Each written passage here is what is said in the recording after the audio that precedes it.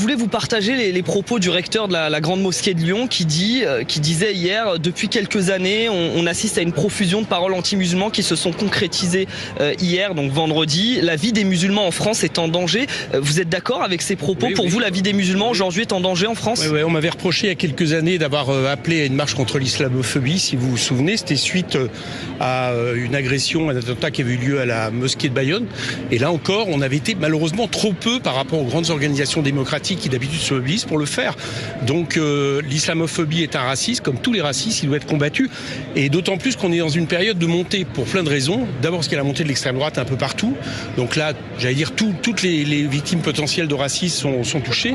Deuxièmement, parce qu'il y a certaines personnes qui sont les tenants de ce qu'on appelle le choc des civilisations, qui tend à laisser penser que tout conflit dans le monde est un conflit entre religions. Et là, je pense que ça développe malheureusement à la fois l'antisémitisme et à la fois l'islamophobie.